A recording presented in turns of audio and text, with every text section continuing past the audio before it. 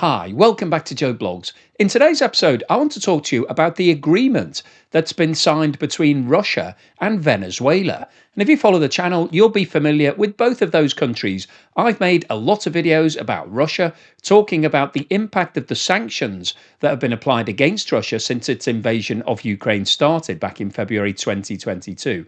And it's actually the most sanctioned country in the history of the world. It's currently facing around 20 different rounds of sanctions from the USA and Europe, and they are very comprehensive. And probably the second most sanctioned country in the history of the world is Venezuela, because they've been facing severe sanctions since Nicolas Maduro, the current president, took over.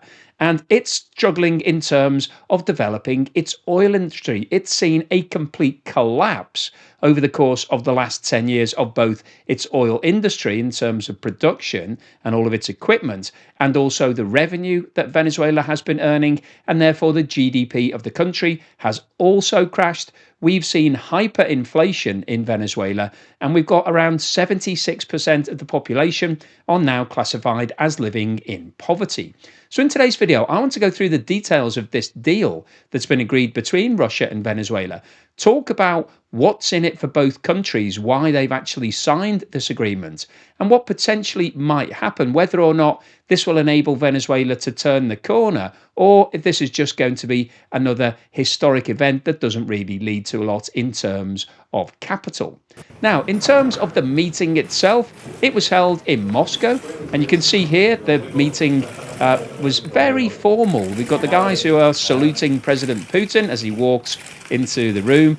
You can see it's quite a big size differential between Nicolas Maduro and President Putin. And then they go around and shake everybody's hands before they eventually sit down to start talking Turkey and agree the deal that we're now going to talk about.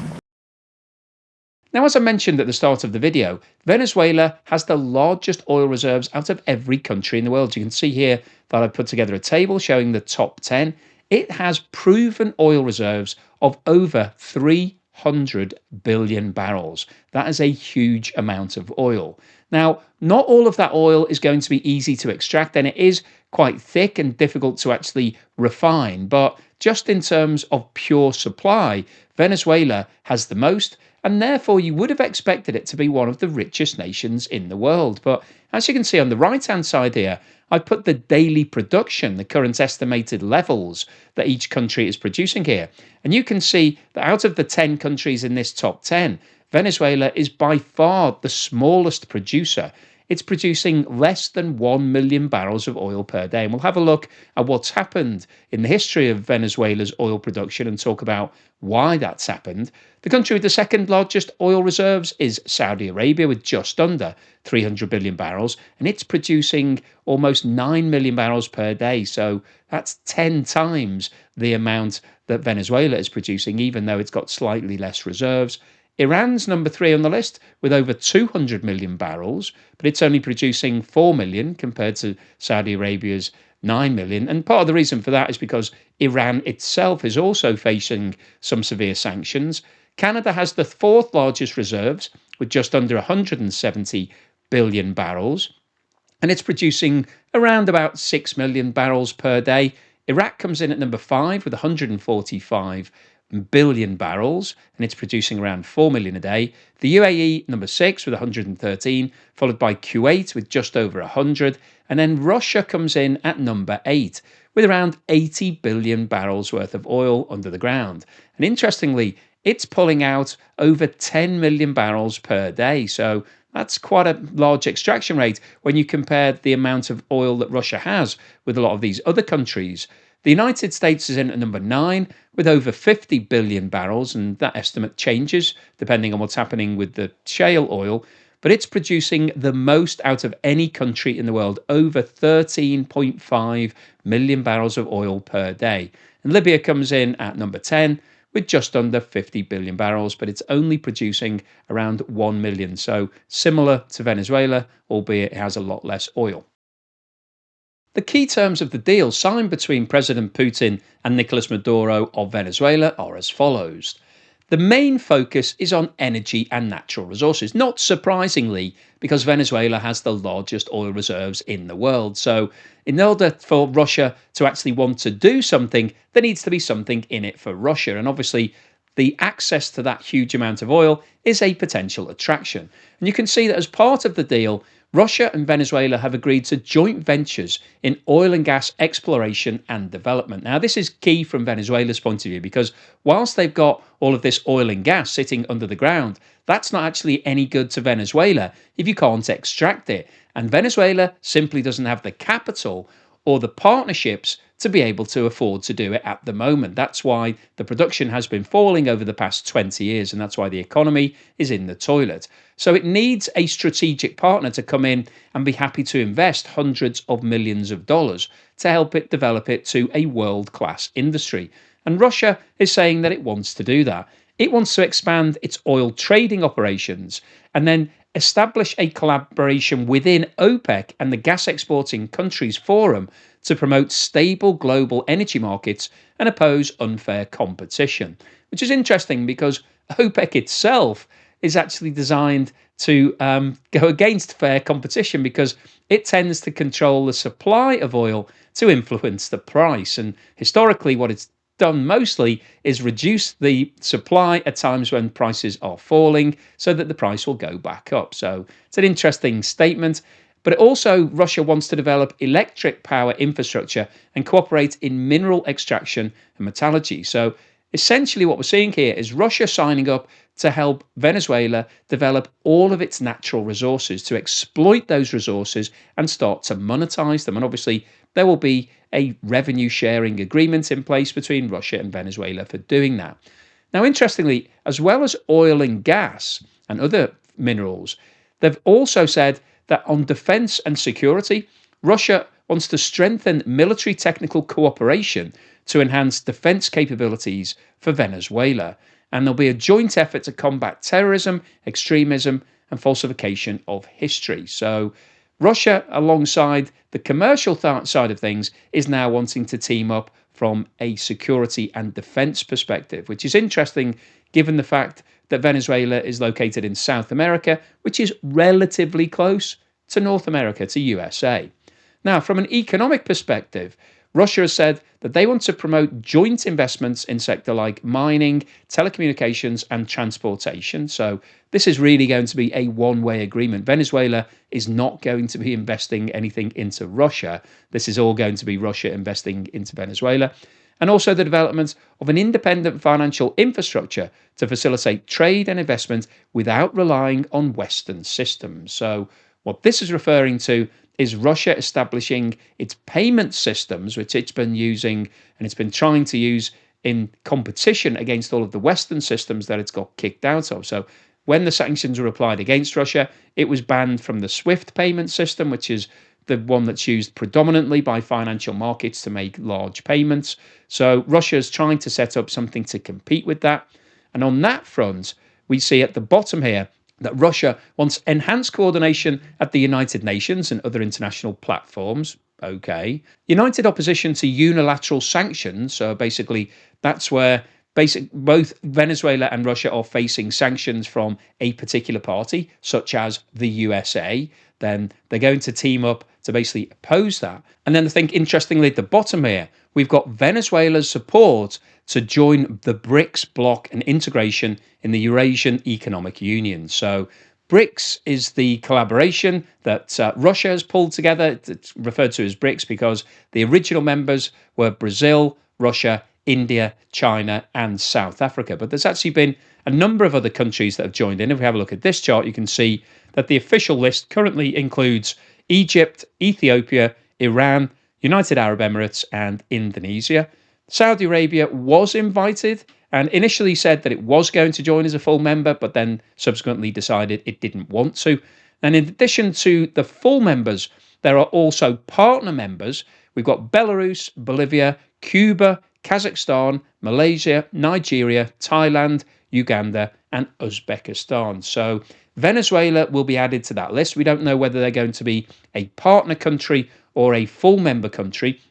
My guess is that they'll probably be a partner country because they don't have a lot of capital to be able to put in. They've got oil, which obviously they could then open up to these other BRICS members to help them develop, which Russia has already signed up to. Maybe some of these others will as well. I know China have been talking to Venezuela about partnerships and trying to develop their infrastructure, but they haven't committed to anything.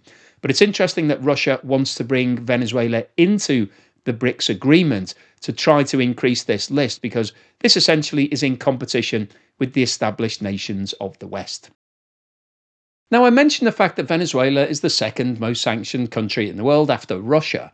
And this table gives a summary of the main sanctions that have been applied against Venezuela over the past 20 years. And you can see that there have been a number of different rounds of these sanctions. And on the left hand side, the sanctioning entity, you can see that the majority of these sanctions have been applied by the United States.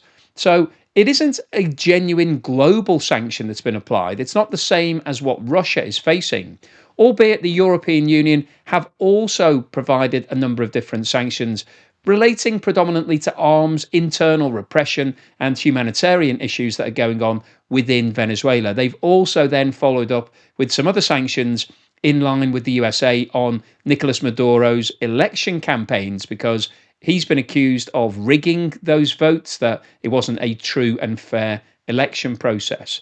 But the reason for showing this really is just to highlight the fact that Venezuela has faced sanctions for a variety of different reasons. And those sanctions have been targeted against all different parts of Venezuela.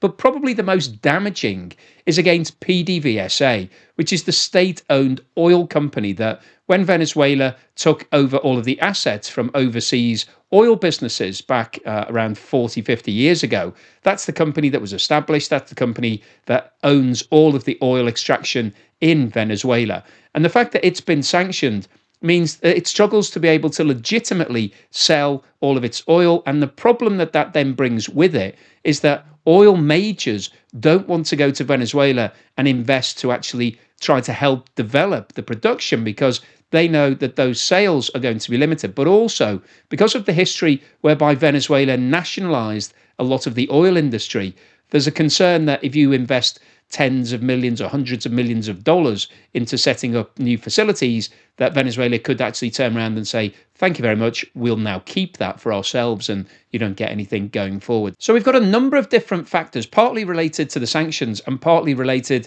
to the seizure of the assets in the past, that are preventing major investment into Venezuela. And as a result of that, we've seen a huge impact on a Venezuelan economy. This graph shows Venezuelan oil production between 2005 and 2025, and the scale on the left-hand side of this chart shows the number of barrels of oil per day in millions. And you can see that back in 2005, Venezuela was producing around 3.3 million barrels of oil per day. And if you take a step back, you can see that that was actually the high point for the Venezuelan oil industry. Since that time, there has been a steady and fairly rapid decline. And I plotted a number of different points on this chart.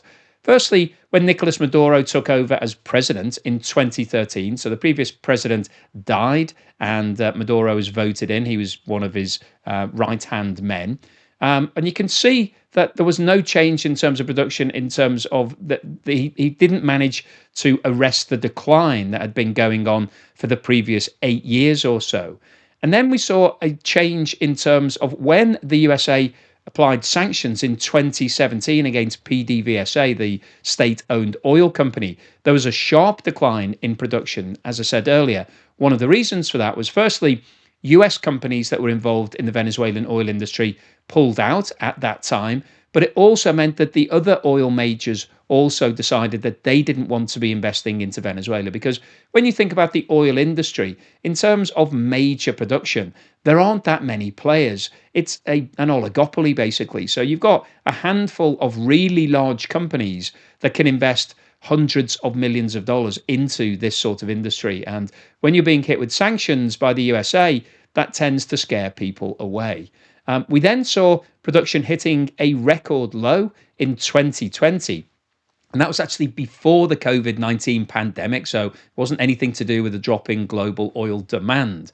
However, that record low proved not to be the record low because we had a new low in 2023. So you can see that the industry basically went down from 3.3 million barrels of oil per day to 500,000. That is a complete collapse.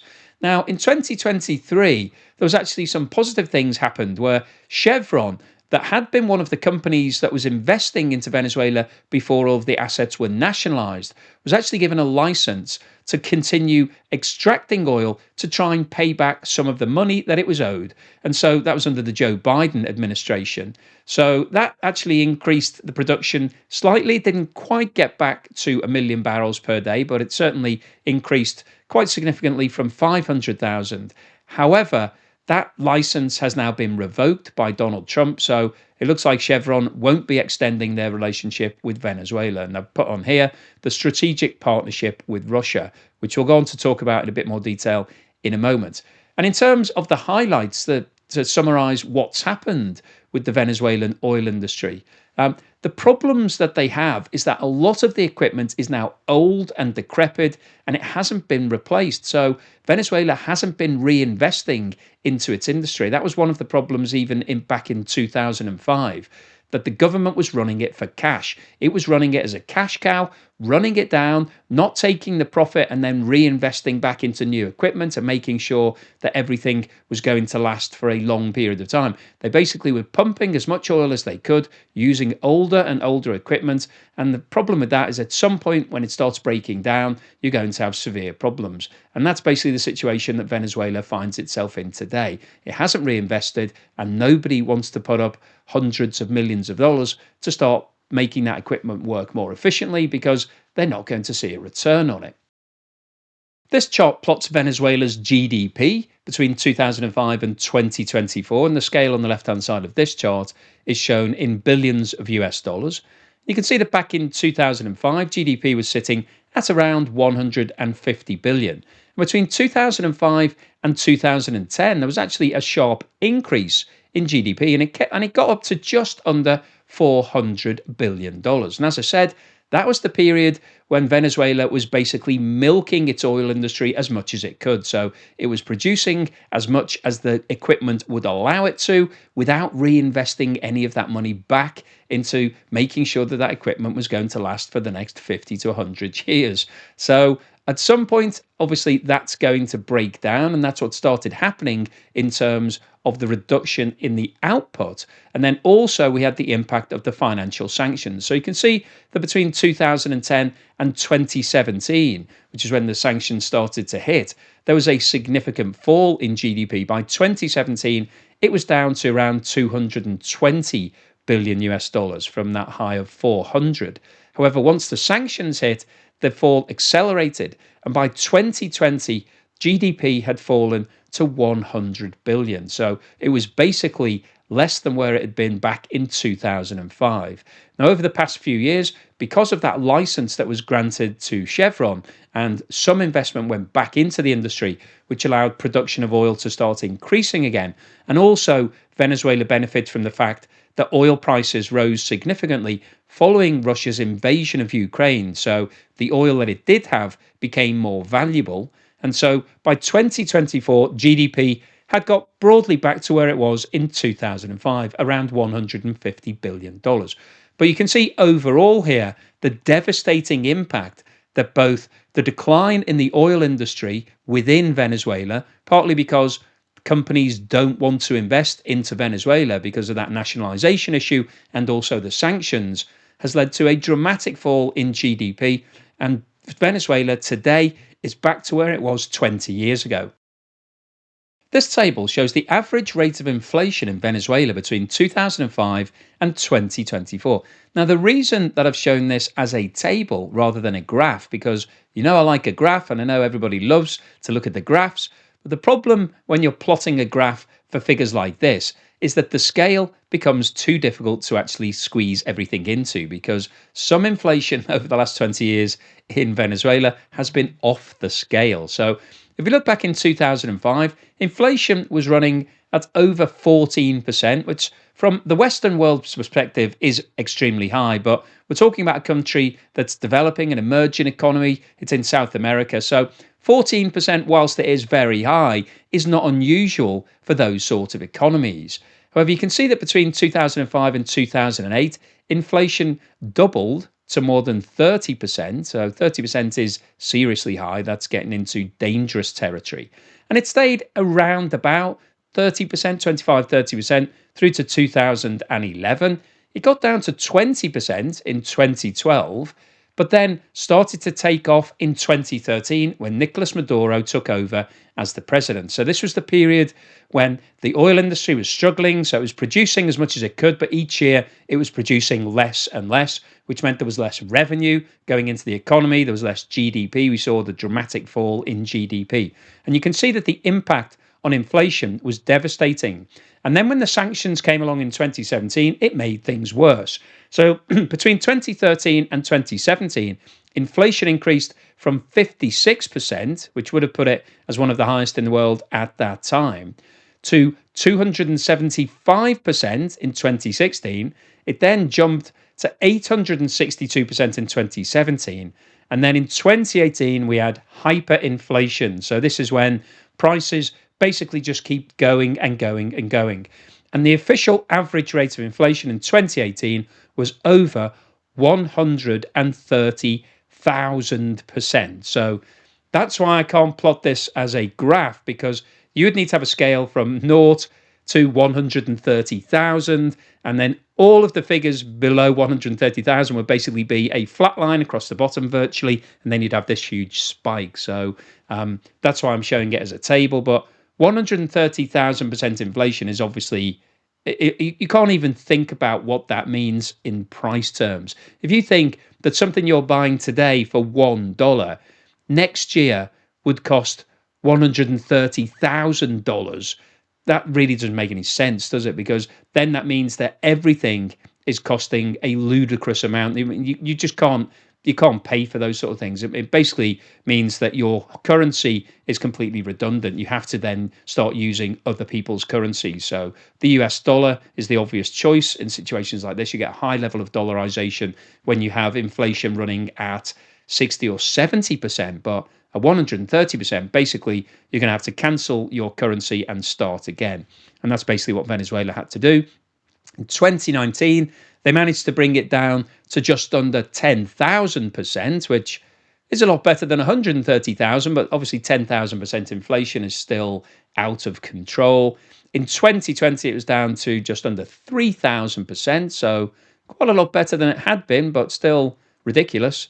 2021, 686%, still ridiculously high.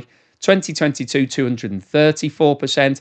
2023, 130%. And then the official rate in 2024 is 47%. But we don't get reliable figures coming out of Venezuela. We don't get monthly public data that we can look at, and we can't see exactly what's going on. But as I said at the start of today's video, it was recently estimated that over 75% of the Venezuelan population are living in poverty. So that basically means that they're struggling to be able to buy enough food to put on the table for their families. And one of the reasons for that is because of what's been happening with inflation. And this inflation data really tells us that the Venezuelan economy is broken. And at the moment, it doesn't look like there's any way of fixing it. However, this deal with Russia could be the hope that Venezuela have been waiting for. So what's the summary and conclusion today? Well, I wanted to post this video because I think this latest announcement of the 10-year deal between Russia and Venezuela is really quite interesting, because obviously Russia has been suffering badly over the past 3 years as a result of the severe financial sanctions that have been applied against it as a result of the invasion of Ukraine. And whilst when Donald Trump first came into power, it looked like there might be a swift conclusion to the war, and potentially that could have been in Russia's favour if there was a swift deal, because it's unlikely that President Putin was going to agree to give back all of the land that's being occupied by Russian forces. So it looked like there may have been a deal in the offing. However, the longer things go on, it looks less and less likely that that deal is going to be signed, and it might be that the war just carries on going. So those sanctions could remain in place for the foreseeable future, if not forever, from Russia's perspective, if a deal is not agreed. So Russia is now trying to develop its relationships outside of the alliances that have been set up historically by the West.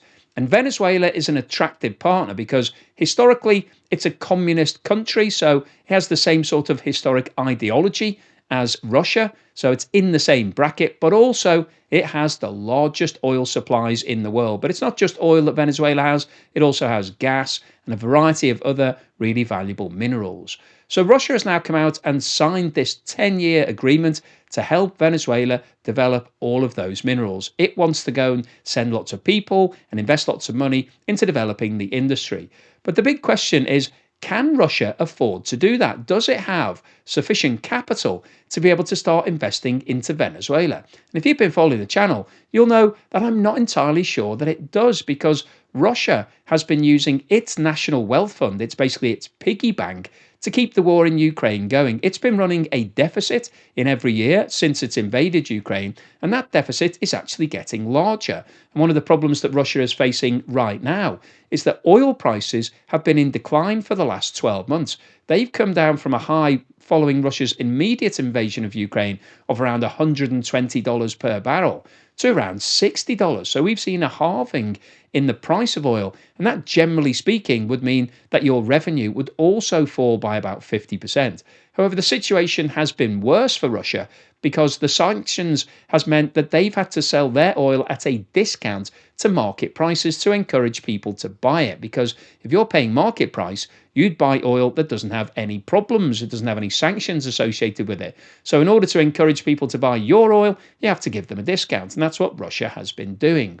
So Russia currently is seeing the amount of revenue it's earning going down, and it's also seeing its savings account going down. So this doesn't really look like a time when Russia would want to start investing into other countries. It needs to keep investing into its own oil and gas production facilities in order to keep its production high.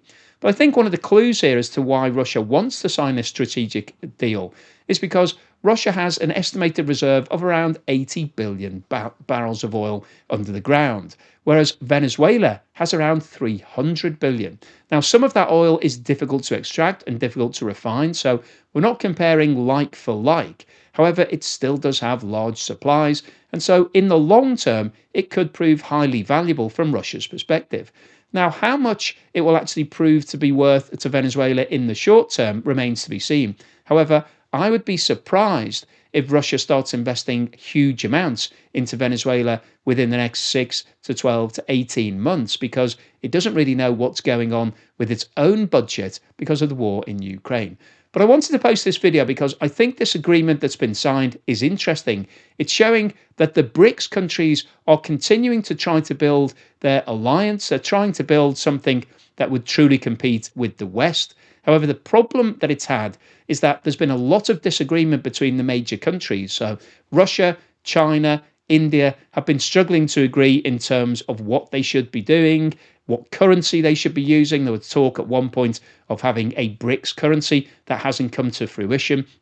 And I think over the long term, it will be interesting to see whether or not BRICS does develop into a genuine strategic alliance that benefits all of the countries, or if it's just a concept that never really comes to fruition. But the overall summary of today's video is that Venezuela has struggled badly over the past 20 years. It's seen its oil industry go seriously into decline. Its revenues have fallen. Inflation has gone through the roof. The people in Venezuela have suffered badly. Over 3/4 of them are now in poverty. It's a country in a desperate state that needs some help. Russia have come along and said, we will help. They've signed a 10-year agreement. However, the question remains as to whether or not Russia can afford to follow through with that deal. Does it have the capital available to be able to bring the Venezuelan oil industry up to current standards? Or is this just going to be a notional agreement that doesn't really lead to a great deal from Venezuela's perspective? So hopefully you've enjoyed today's video. You found it useful, informative, and thought-provoking. If you've liked what I've said, then please give me a thumbs up. Thank you for watching this video all the way through to the end, and thank you so much to everyone that's supporting me. If you've bought me a coffee or sent me a YouTube super thanks, really appreciate that. And if you're a long-term supporter, either through Patreon or YouTube membership or Buy Me a Coffee membership, thank you for that support. And here's something to put a smile on your face.